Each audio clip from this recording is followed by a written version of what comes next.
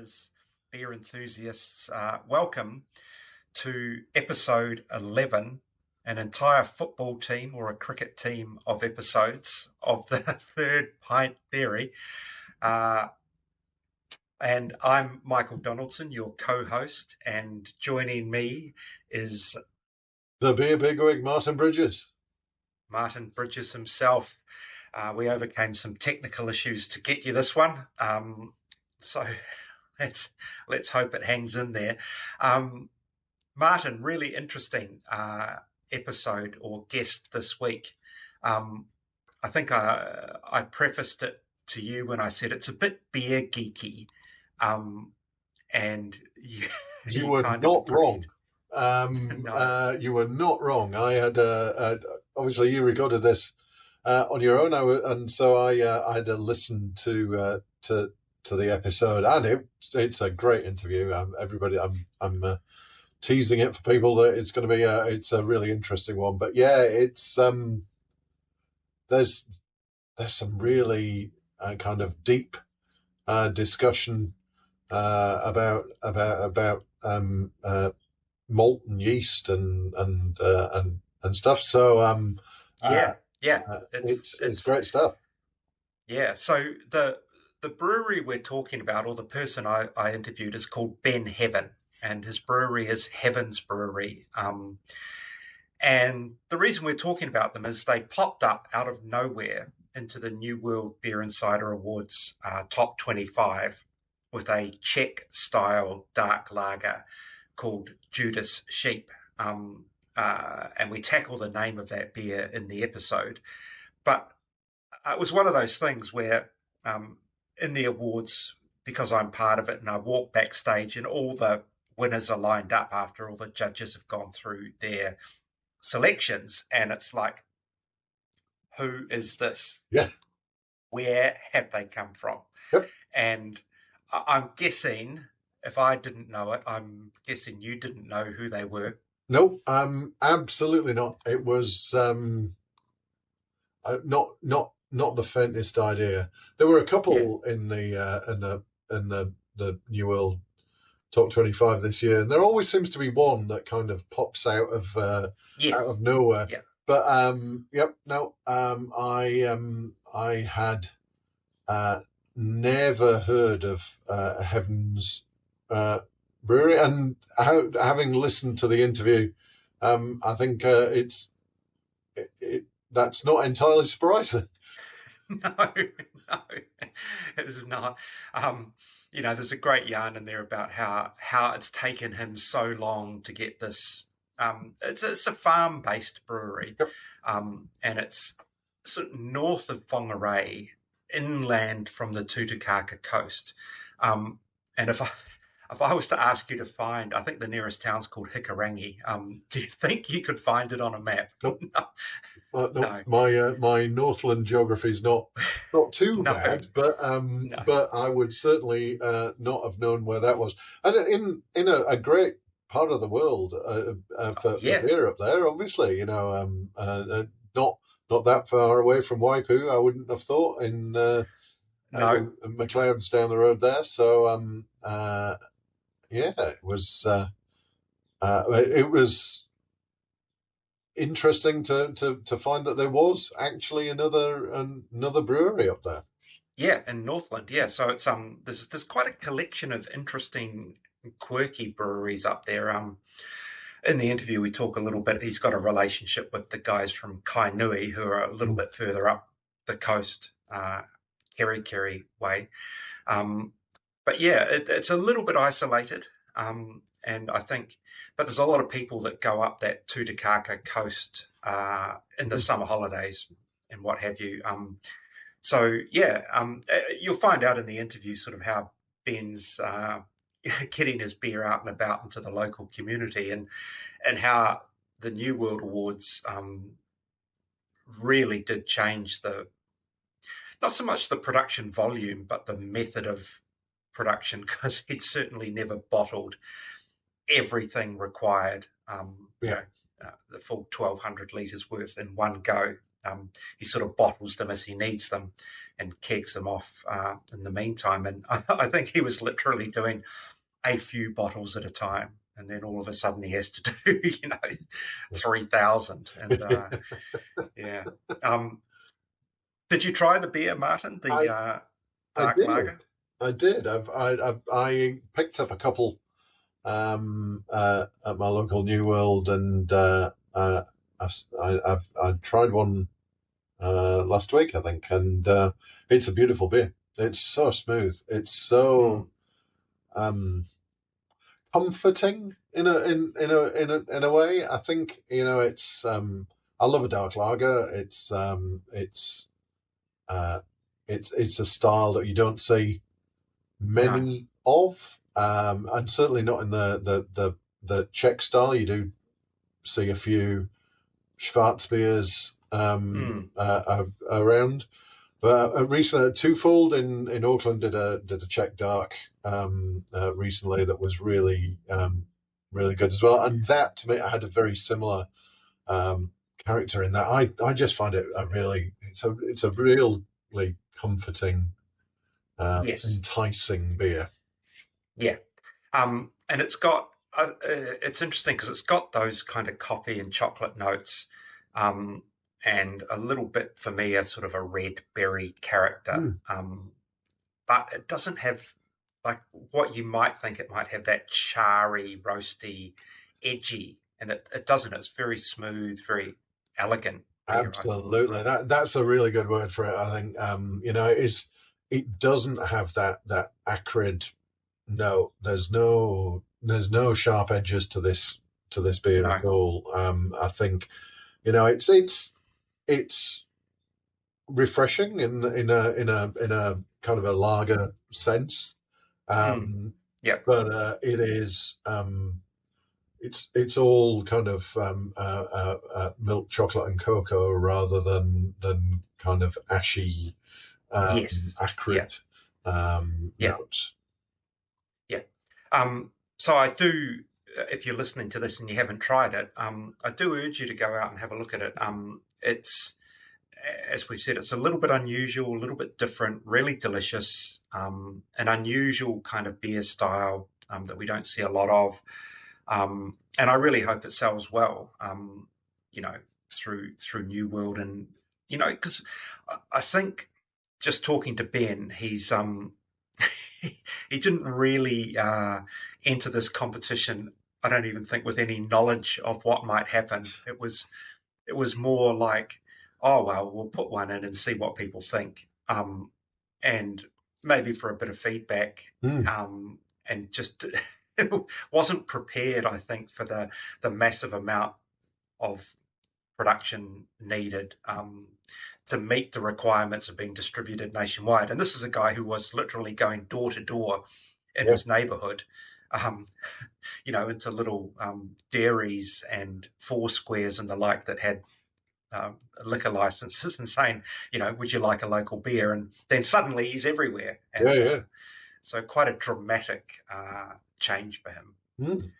I think it's a really great story, um, and I really hope that this kind of does kind of give him a little nudge along the way, and in Yeah, terms of kind of making some steps to getting the beer yeah, more widely available.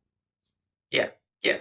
But without maybe losing that sense of, I guess, romance about it, because it's the way he talks about what he's done and how he goes about his business. It's very, I don't know, it's romantic. Mm, It's yeah. it's lovely. The whole idea of, do it yourself to a large degree, brewery on a farm, and he's got the sheep and the pigs and the ducks, and it's kind of cute Mm, and lovely. So yeah, absolutely. yeah. I think we should probably just kick across and let Ben tell his story. And we'll come and meet you on the other side and talk a little bit more about it. Yeah, enjoy. Well, g'day. I'm here, Michael Donaldson. I'm here with Ben Heaven from Heaven's Brewery. in, I've got to say, one of the more interesting places for a brewery to pop up in Hikurangi. Ben, welcome to the podcast. And can you tell me or tell the listeners exactly where you're located? Because I looked it up on a map and it seemed to be a long way from anywhere. Yeah, thanks, Michael. So we're in the place called Marua, which is a beautiful farming valley just outside of Hikurangi. So we're probably about 20 minutes out as you head towards the coast. So we're quite lucky that we're on the Tutukaka Coastal Trail. So some people that may have been up that way for the holidays might have driven past us. Yeah, okay. So are you close to the coast or inland? Yeah, we're probably about 15, 20 minutes from the coast too. So you might be right. We kind of are in the middle of nowhere. We're sort of in between. Yeah. But in a beautiful spot. And I've had a look on your website, and some of the photos, they just look gorgeous. It looks beautiful. Before we talk about how you ended up there and how you started this brewery, I just thought we'd remind listeners that we're talking to you because one of your beers got into the New World Beer and Cider Awards top 25. It's called Judas Sheep, and it's a dark Czech style lager, would be the best description. First of all, just tell us a little bit about your history, how you came to brewing, and then we'll sort of learn about how you set up this brewery, which, hand on heart, I had not heard of until I went backstage at the awards and saw the bottle of beer there, and I literally went, who are these guys? Like, where did they come from? And so yeah, what's your, I guess, your brewing history or your story there? Well, it probably starts in about 1998 when I was at Massey University in Palmy, and I'd saved up a bit of money, so I went back to the UK. You might be able to tell I got a bit of a Pommy accent, but I went back to the UK for the first time since we'd moved over, and what I found amazing about the trip back, well, first of all, I picked up as a teenager. I think I'd really learnt something important from Maori culture about being the importance of being tangata whenua for Maori, and I felt that I sort of wanted to connect to myself with my own sort of ancestral place, if you like, especially as a teenager.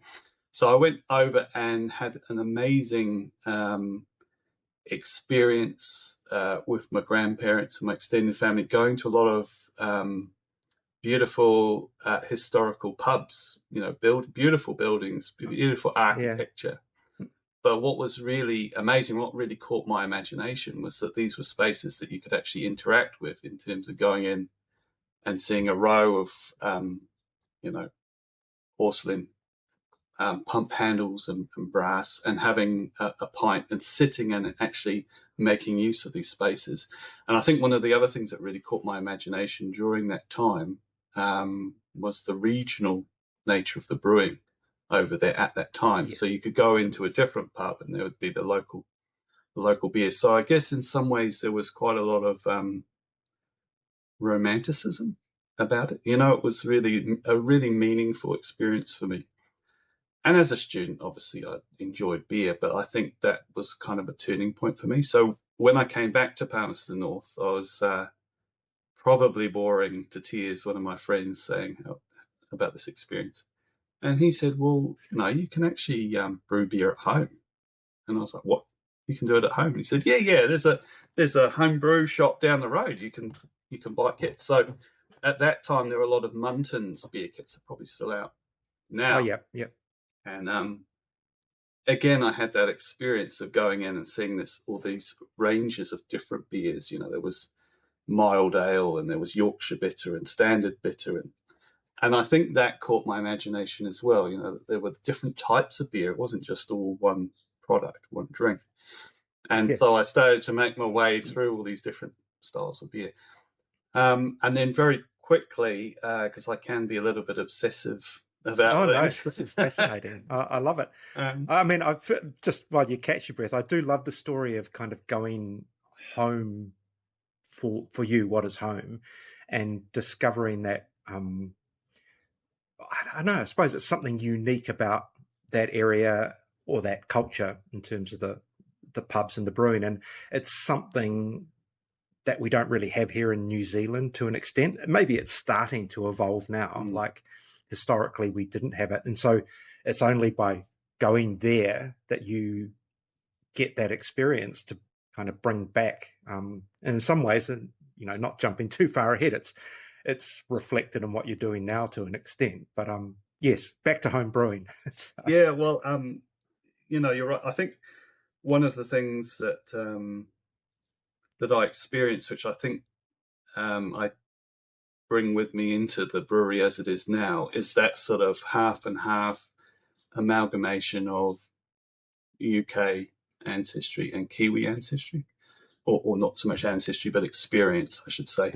So coming back, I mean, I say I grew up, I went through high school in Pahiatua, so we were right near the Tui Brewery at Mangatanoka, so there was that coming back to enjoying a few Tuis with my mates and stuff. So there was that sense of connection there, but I think coming back and trying all these different beer styles was really opened my eyes. And then my mother-in-law, she actually bought me an old book from a car boot sale, which was a home brewing book from the UK, which was mashing, so making beer from the raw ingredients of malted barley, etc.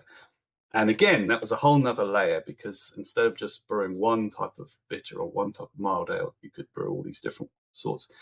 And so I would, instead of doing my studies, I'd be spending, hours after midnight crushing malt with a little coffee grinder that I borrowed from my mother-in-law, and making brews on the stove, like probably many of us do. So that was the start of getting into brewing.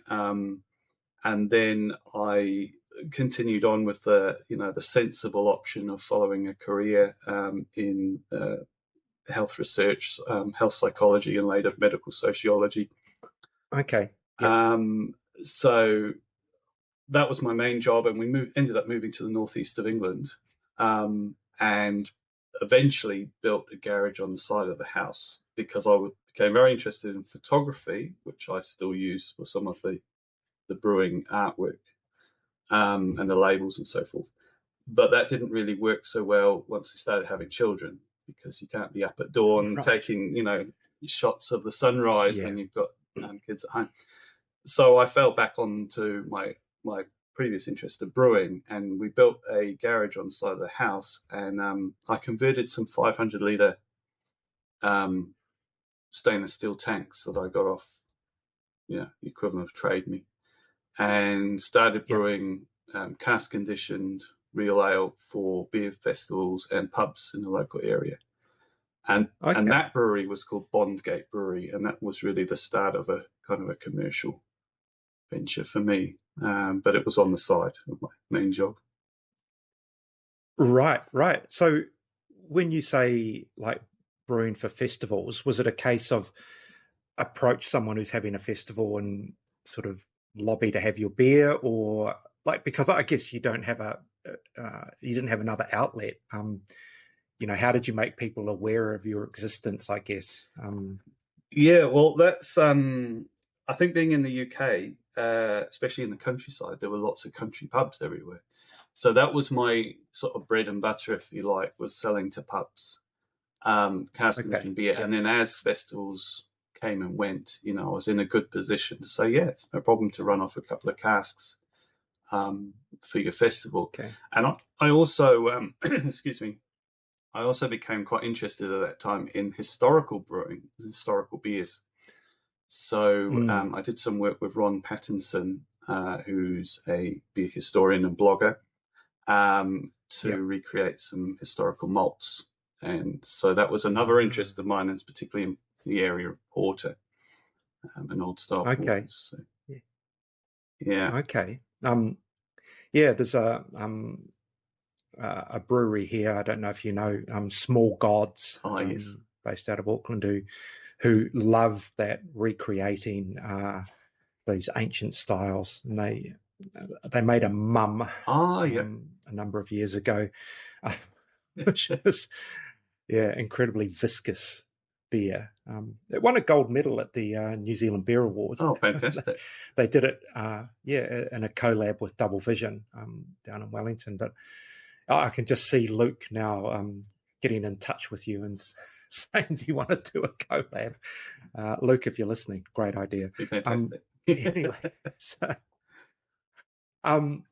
so around what time were you in the UK? Like what years were these? So I think we moved over in 2004, maybe 2002. Okay. 2002, and then we were there till 2015, and then we came back. So we came back to be a bit closer to my wife's family, and the vision at that time was, right, if we're going back to New Zealand, we'd really like to live in a more rural location rather than be tied to town. And I would move away from doing the research work to doing brewing. And hence we ended up in Northland, where my wife got a job. And the way that we divided things up was that Jodie continued with her career, and bless her, was the breadwinner. And I looked after the kids and developed the land, built gates and troughs, and we bred Wessex saddleback pigs and had a small flock of sheep and built the brewery. But I was a bit naive. I didn't realise how long it would take to build the brewery. It's taken almost 10 years from an empty paddock to what we've got now. So it was quite a slow process. But we've got there. We've got there in the end. At least we've got a functioning brewery now. So when did you open? When was the first beer brewed? So that's a good question, actually. Probably about 2 years ago, I would say. Yeah, I can get back to you later. I will have the records here, but off the top of my head, I'm not quite sure when exactly it was. But that first beer would have been the Marua Mild, which is UK mild ale style beer. Which was brewed for the people around us who maybe didn't want the hoppy beers in the community here.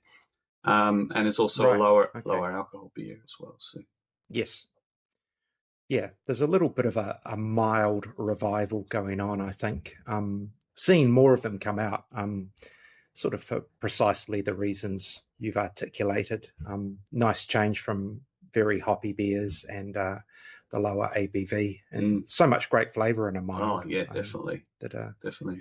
It doesn't really live up to its name in terms of, I think people think mild, it's not going to taste of anything. But yeah, done well, they're beautiful. So, well, I think that's an interesting topic in itself, isn't it, about lower alcohol beer and packing flavour into those lower alcohol beers? Because, you know, I think that one of the things that, I'm obviously biased, but one of the things I think UK brewers, traditional brewers, have done is produce fully flavoured beers of that lower alcohol. So I think, yeah, it's quite an exciting area in a way, like re-exploring some of those styles. Yeah. Well, I think you're right, because here, anything that's in the low ABV range tends to be, for want of a better word, a session IPA. Yeah. They still veer towards being hoppy, and it makes it really hard to do much else, with the beer, because you don't want it to get out of balance or just out of whack. So you're working in a very narrow laneway, I guess. But whereas if you're working more with malts and different yeasts, you're opening a wider field. Definitely the yeasts. The yeast is a big focus of mine. I'm a bit of a geek on yeast. That's that's one of my favorite areas, actually, because we so the yeast for our beers we propagate in-house. We actually have our own collection of over 30 strains. So a lot of those strains are actually ones that I've swapped with brewing colleagues and friends around the world. And MPI is good with brewing yeast. You can actually, it's fine to send brewing yeast back and forth. But the way we do that is send it on little pieces of coffee filter paper that then go into pre-sterilized tin foil into an envelope over the seas, and that way we can collect different strains. So I spent most of the time, the 10 years in building the brewery, also brewing 50 litres of beer and splitting it into two 20 litres. And then trying to, different strains. And it was amazing the impact of just changing the strain, switching the strain out. You'd almost think it was a different beer, different recipe. Yes. Yeah. I think, don't want to say it's a forgotten art, but I do think as well there's I guess a tendency with a predominance in the market of IPAs and pale ales and pilsners, because especially New Zealand pilsners, because they tend to be made with ale yeasts. So they're all made with very neutral, USO4, USO5 kind of yeast. And then that just becomes the dominant background kind of house yeast for a lot of people to an extent. So playing with different styles and different varieties of yeast is I love it. I just love yeast driven beers. I think they're so expressive and interesting, and that's right. I mean, it's like we've got so many levers to pull to shape the flavor of our beer, and yeast is such an important one. But often it's sort of like, as you say, it's almost left in neutral. It's left with just a small range of strains because they're very neutral in flavour, which is understandable given the styles that we enjoy in New Zealand. But it seems a shame because there's so much flavour to be unlocked by manipulating that lever by using different strains. Particularly, I think if we do end up going down the route of a wider selection of lower ABV beers and perhaps changing the perception of that, because I think there is perhaps a perception in New Zealand of those lower ABV beers as being the old school brands that some of us of a certain age grew up drinking, Whereas I think that's an interesting, exciting area to explore. Just my I totally agree with you. Yeah. I mean, I think anything in you're right. Those mainstream beers that were when I was growing up, and I imagine you as well, were 3.8, 3.6% beers. Like they're now probably standard 4% beers, but definitely they were sub 4%ers back in the day, and there were all sorts of other reasons for that didn't have anything to do with flavour. It's more to do with politics and economics and what have you. I'm just going to close this door. Sure. I just could hear some background noise coming in. It was shut. The cat pushed it open. I'm curious. I don't know whether you can say or want to say, but what are some of the more interesting yeast swaps that you've done? Like, what kind of library have you got? Where have they come from? Yeah, the ones that I suppose because I'm very focused on British brewing a little bit.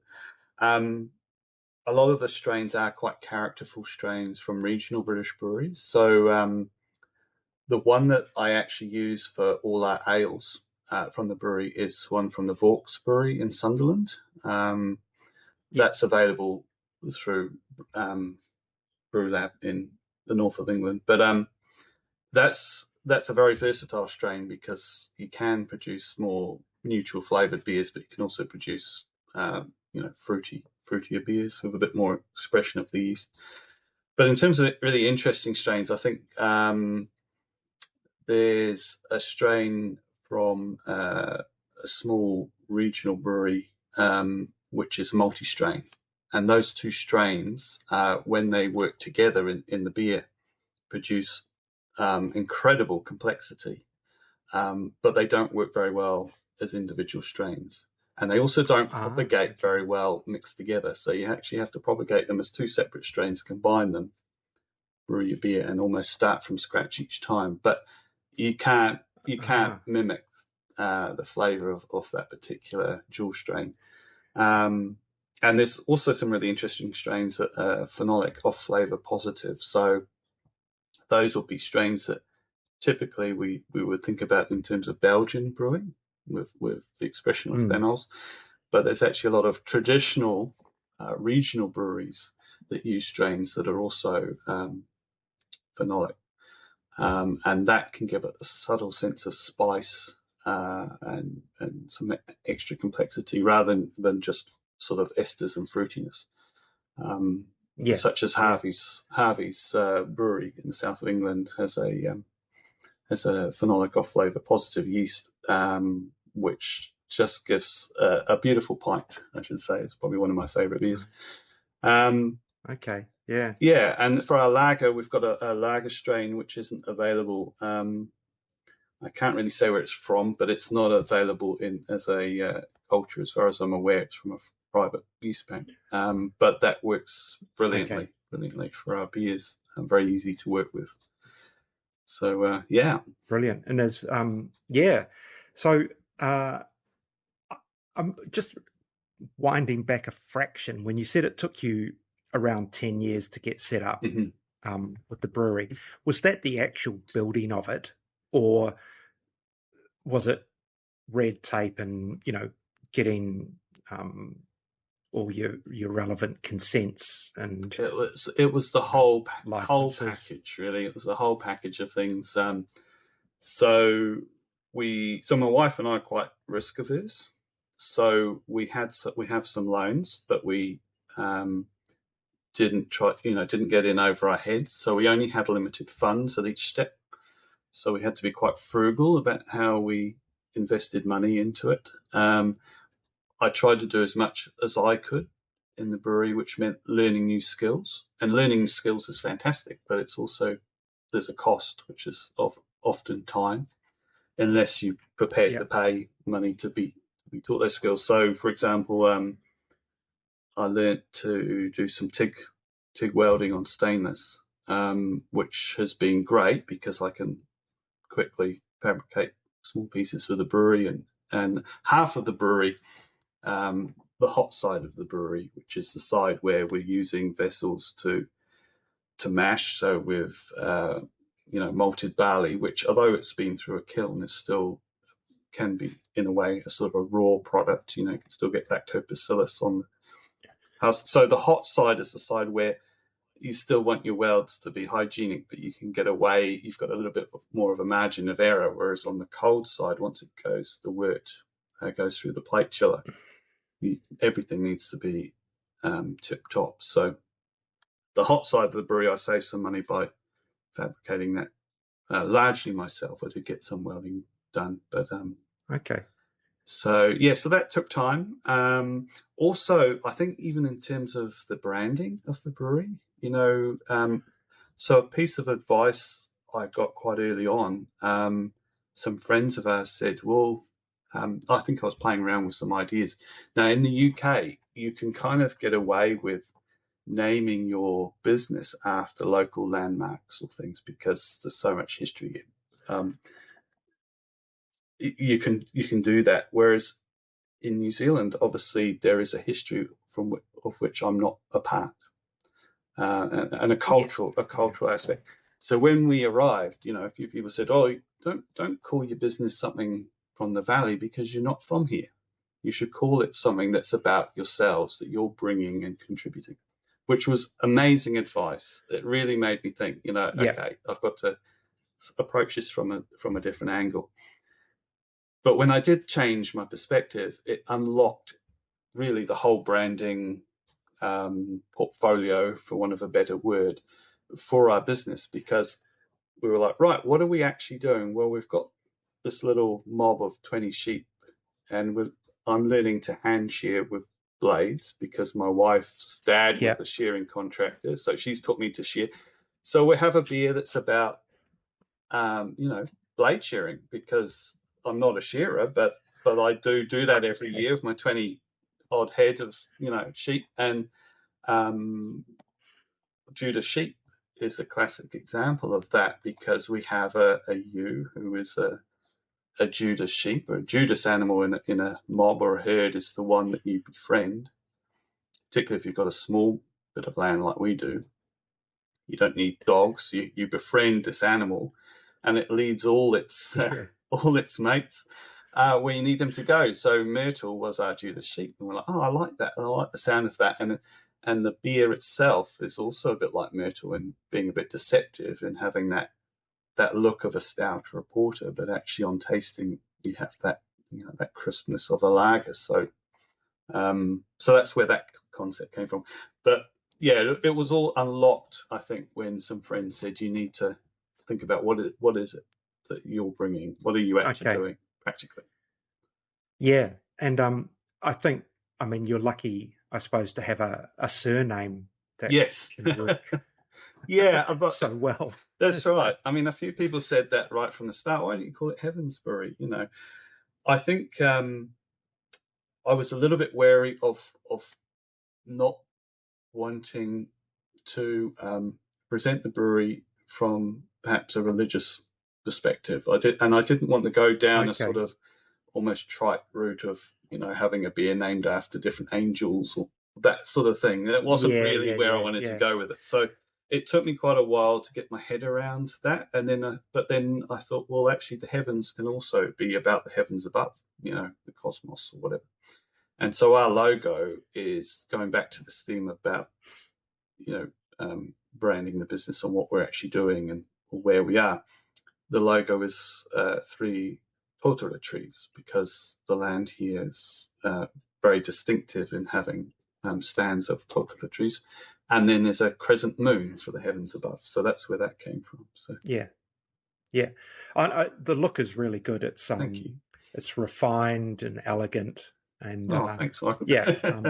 I'm hoping people who are listening to this are going to rush out and buy some Judas Sheep, and then because the label on that is super cool, and I'm assuming maybe that's a photograph that you've taken yourself. Yes, perhaps. Yeah, of said Myrtle. Of Myrtle, that is Myrtle on the label. Yes, she's quite photogenic. You actually, but. Yeah, no, there's all our beers are the labels are photographs of the place. So Marua Mild, for example, is a picture of the Marua Valley, but it was taken from the roof of my mum's house, looking down the valley at dawn with the mist. I think the label I'm most pleased with, though, is we have a beer called Indian Runner, which is an XPA, and that's got 4 Indian Runner ducks on it, and to take that picture, they're all lined up. It looks almost like I photoshopped them, which I haven't. But I'd seen some Indian runner ducks for sale on Trade Me, and there was this beautiful picture where they'd all sort of entangled their necks, almost like a Medusa. And I thought, wow, what a beautiful image. I'd like to do something like that for a beer label. And we had Indian runner ducks anyway, so I got them in the catching pens with a bit of black cloth, and I had an old Hasselblad medium format camera set up on a tripod. It's all manual focus, and just got them in the corner, and I just watched them, and they just arranged themselves in these beautiful patterns and took some pictures.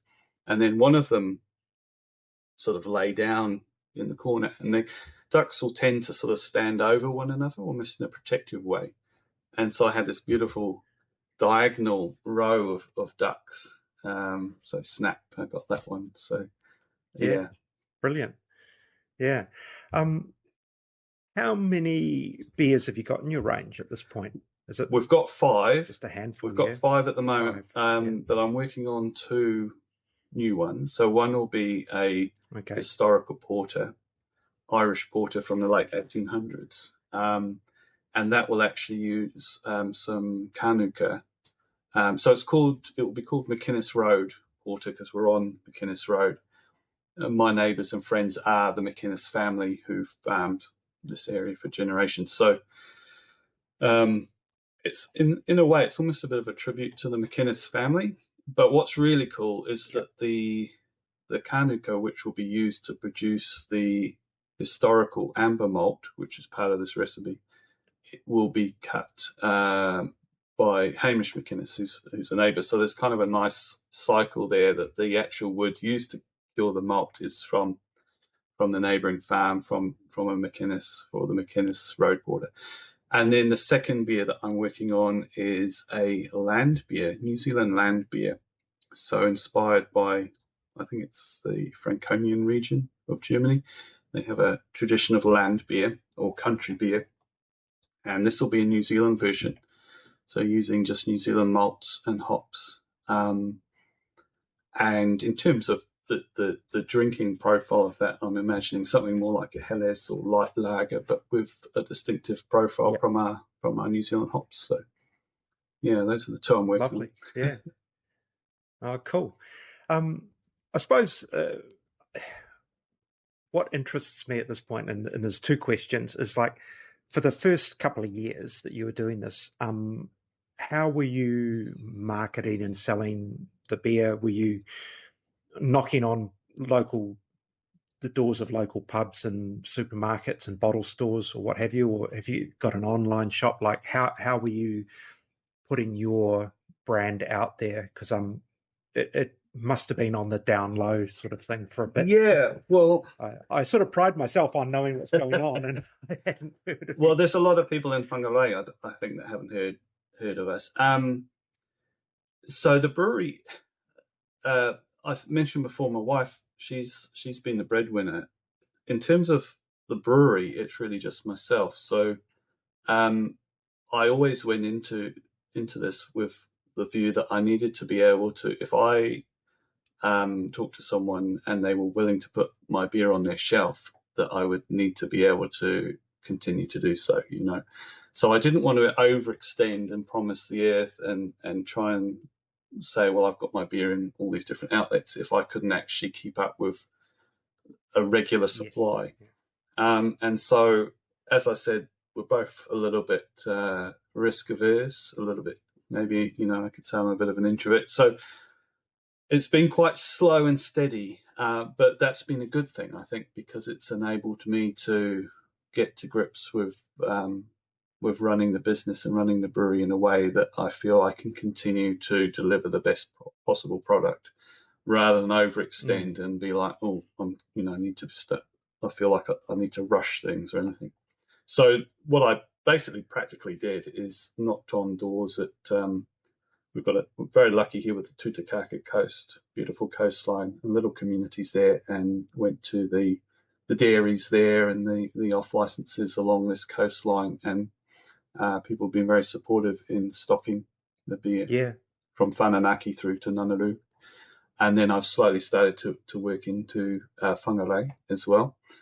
So longer term, what we'd like to do is build a cob pub and have our own little brewery tap.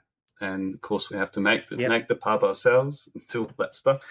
But that's the dream, I think, really. That's a longer term thing. Yeah. And would that be on the property you are now, or would you move closer to kind of where the people are, or would you make it a destination? Probably more of a destination, I think. I mean, I think what we want to do is just continue to produce the best quality beer we can for a local market, really. You know, it's probably coming from that British brewing heritage, going back to that story of going into those pubs and having different beer in different locations.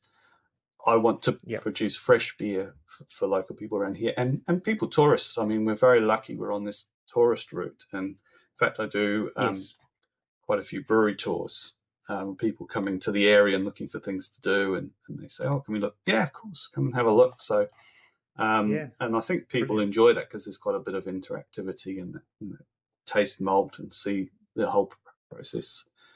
So I think having a brewery tap on site would be the way to go. But keep it local, I suppose. You know, to some extent. Yeah. On that note, there is, and I probably phrased this in the correct way, but I'll be frank. Why on earth would you enter the New World Beer and Cider Awards if you wanted to sort of keep it on the just going slowly or steadily, because now you're in a thing where you're getting sudden nationwide exposure, Yeah. and you have to brew, or probably have brewed, whatever, 1,200 litres of this beer. It's a quantum jump for you, isn't it? Yeah. I admit I hadn't really thought it through, but I didn't really expect anything from it. I'd never entered a competition before. And I wouldn't have entered if I hadn't talked to, wouldn't have thought about it really, but I talked to Gary at Kainui Brewery, and he tried some of the Marua Mild at the brewery, and then I'd been up to visit him, and I congratulated him, because of course they also placed in the New World Beer and Cider Awards in previous years, and so I congratulated him on that, and he said, well, having tasted your Marua Mild, I think you should give it a go. So it was really thanks to Gary that I did put an entry in, but I hadn't done before. I haven't entered competitions before, and I just thought, this is something I should probably do. I should probably at least make an effort. So that's what I did. But I was very happy and very pleasantly surprised to see that we did place in that top 25. So it was great. Yeah, yeah.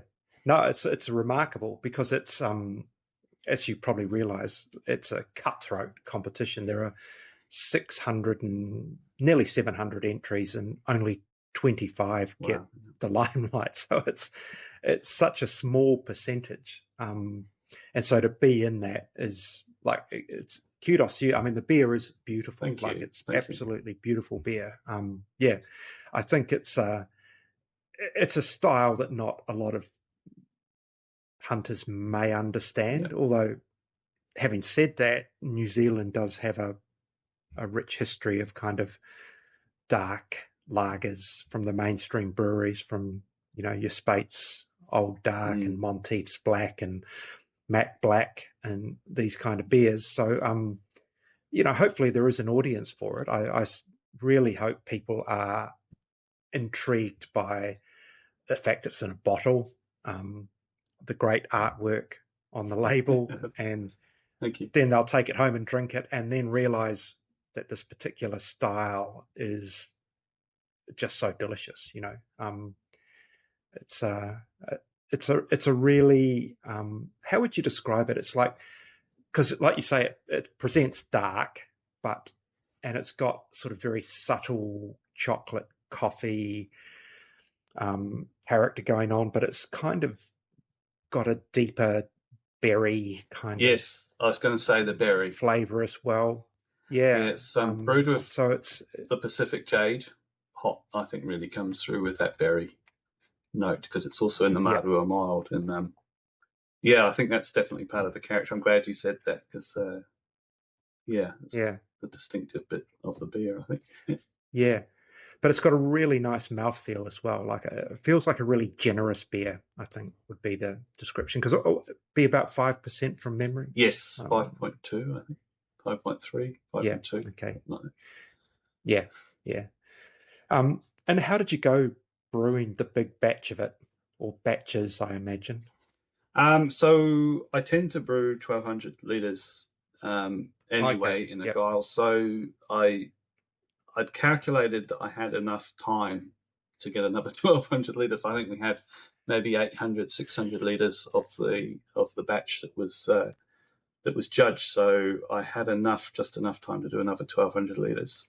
That was pretty tight, but doable. So Yeah. And how do you go about sourcing the bottles as well? Because that's not an easy thing to get your hands on these days. Lots of glass bottles, from what I can understand. Are you doing okay in that regard? Yeah, well, I'm lucky in Visi. I think it's Visi Glass in Auckland. They've just been always really helpful and very quick turnaround, from ordering. We did have a bit of a problem when we first started, because of my inadequate driveway access to the brewery.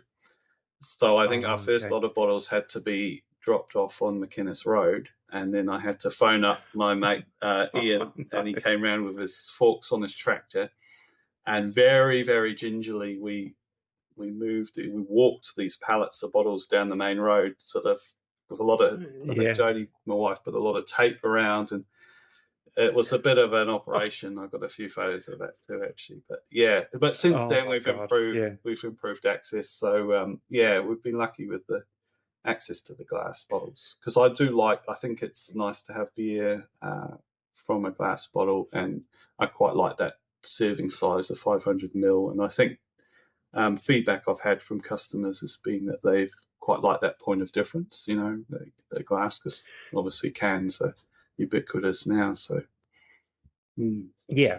I mean, and it is an interesting phenomenon, and I should go through and count it up. But at the New Zealand Beer Awards, of course, Brave Brewing did extremely well. Yes. With totally in glass, and then you throw in the Garage Project kind of more esoteric beers out of their Wild Workshop, which are all in glass, and there's probably a few more in there, and you start to add them up and you think, well, glass does quite well when it comes to these competitions. And there'll be a lot of people that say beer always tastes better out of a glass bottle than a can. But it's not many who can put them side by side and give us that choice. I think Panhead Supercharger, you could get can and bottle or whatever, and maybe Stein Lager. But it's how do you go for bottling? Have you got are you doing it by hand? Yeah. So that's an interesting story as well. So well, it's not really a story, but so we've got a bottling machine, ACOS bottling machine, which is made here in New Zealand. Yes. In your neck of the woods, actually, I think New Plymouth area. Yep. So we've got a single head bottling machine. So James, my eldest, and I, for the New World Order, spent a lot of time in that brewery bottling one bottle at a time through the machine, capping them one at a time. Yeah. I think it was over 3,000 bottles or something. So so we just do them one at a time. But it's a wonderful machine because it's very easy to strip down, to clean or replace seals or repair. It's well designed and easy to maintain. Yeah. So I'm not in a rush. I have heard a lot of I've heard a lot of good things about ACOS prior to this. So that's good to know. It's good that you've got I guess New Zealand made. Exactly. Yeah, I love that. I love it. I love it. Keep things local. Yeah. Yeah.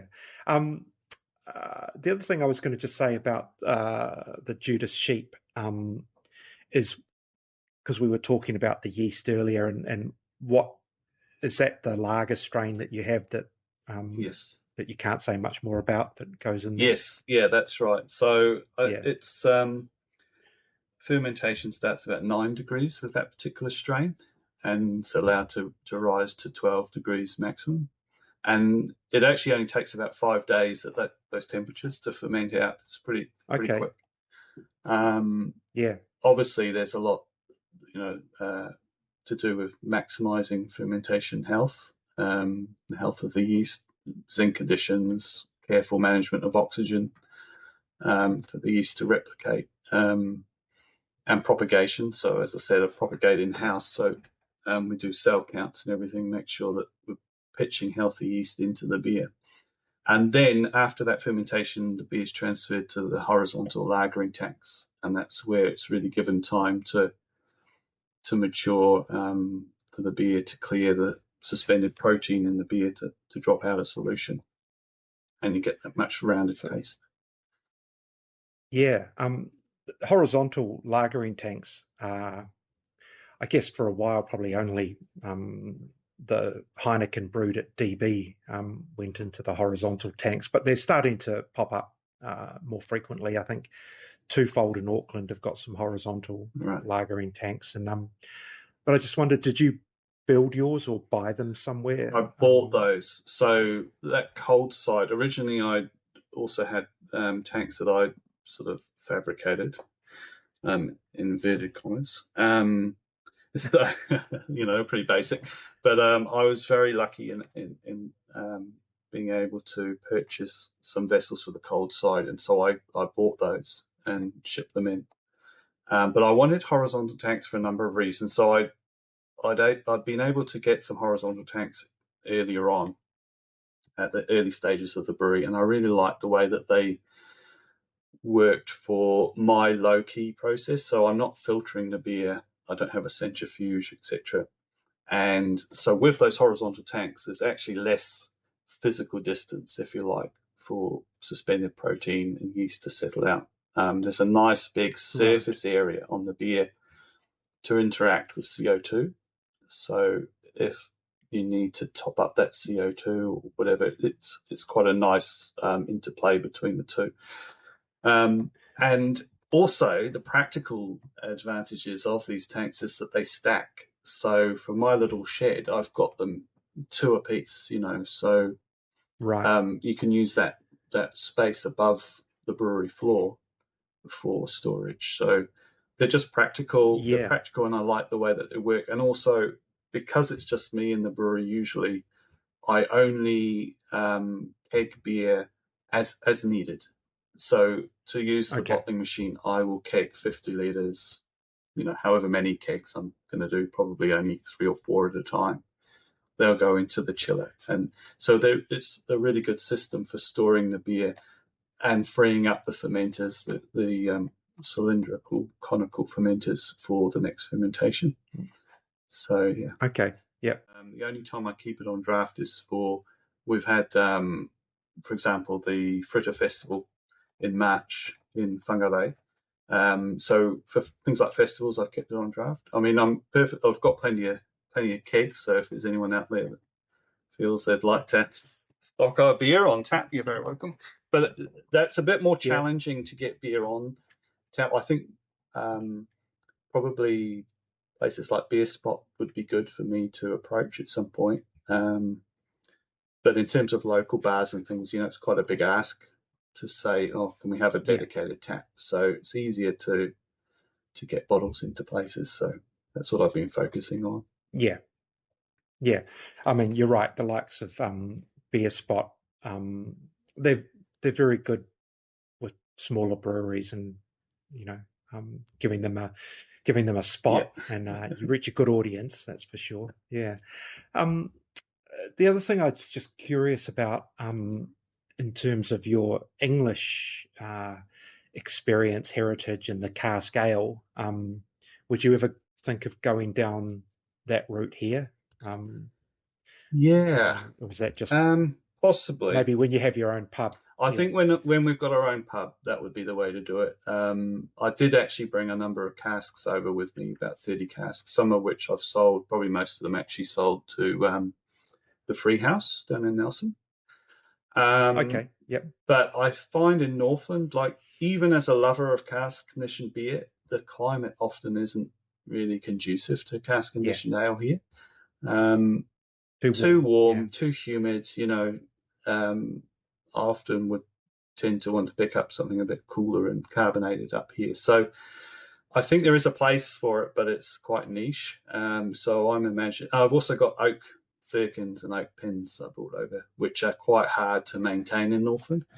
But I'd quite like to do what I used to do, which was to have a historical 1700s era porter drawn from the wood, either direct gravity or by hand pump. And I'd like to do that again, but I just need the venue for it, really. But possibly. Yeah, possibly. I'd like to think we could. Yeah. So you say your son helps you in the brewery, and is that do you feel like there's a family business brewing there, or is he want to get out and do his thing? Yeah, I'm not sure. Maybe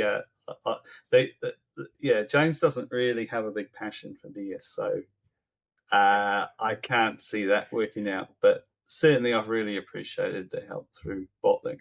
Yeah. So we'll see. So he's like so many kids these days. They don't love beer like we did. That's right. So there seems to be a bit of a generational difference here. Yeah, it's a phenomenal, right? So, hey, look, I think I've exhausted my list of questions. So I really appreciate your time, Oh, no, thank Ben, you, Michael. and and I'm so looking forward to seeing more of your beer, not just the Judas Sheep, but some of the other styles, hopefully piggybacking off this award. And, I think the exposure, it could be a blessing. Well, it will be a blessing. I just hope it's not a curse in terms of you suddenly have to ramp up your production to meet all the demands and the people knocking at your door, because I think it'll come because the beer is delicious. Thank you. So, Thank you so much. well done. I really appreciate it. Yeah. Well, welcome back to us. We're probably we're all a bit in awe of this story, aren't we, Martin? The two of us. I just found it a real pleasure to talk to Ben, and I hope that came across. He's such an enthusiast. Yes. Yeah, Enthusiast is I think the right word.